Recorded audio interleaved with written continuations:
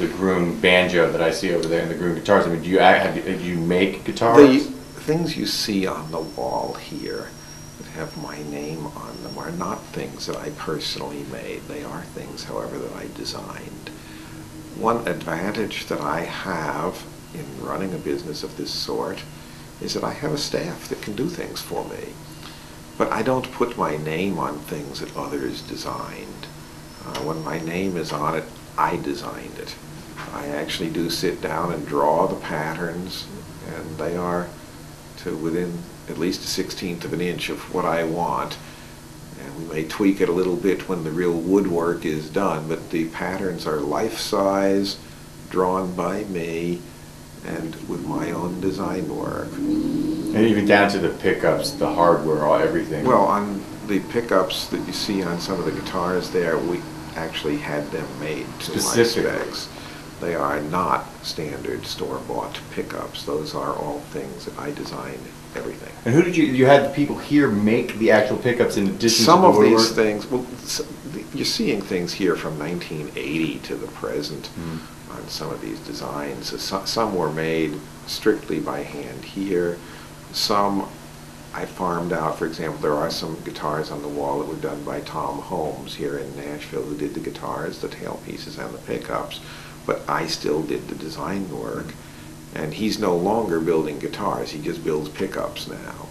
But back then, in the late 80s, he was doing guitars, pickups, and tailpieces and other such metal work. These were things that I had designed with the intention of seeing if we could market them on a broader scale.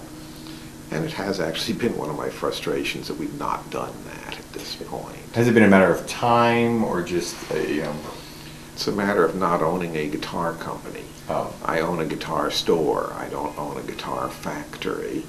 And I have not had a desire to have these things made in Asian factories. My general feeling is that you get what they may say is an exclusive, and what you get is an exclusive to your name on the peghead, but you find out that within a matter of 90 days, the identical same guitars are showing up in other branded names, but they're your design.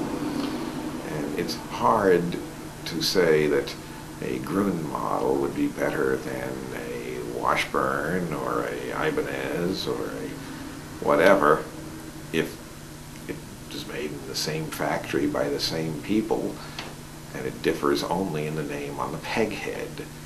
So I have not yet cracked how to do that to my satisfaction. And why do the work if basically somebody else, if it's just going to be taken by other people, even if they did it perfectly well, and suddenly everybody has the exact same Well, thing. It's not a great feeling of accomplishment to have a beautifully designed guitar that others basically benefit by having stolen your idea. So I have not chosen to do that yet. So at this point, Gruhn Guitars Incorporated has been sufficiently successful as a vintage instrument shop that I have chosen thus far to concentrate on the vintage and used as well as some new instruments, but not try as hard on the design of new. Now in the period 1984 through 88, I was actively involved with Guild Guitars. From 86 through 88, I was their Executive Vice President of Research and Development and Artist Relations.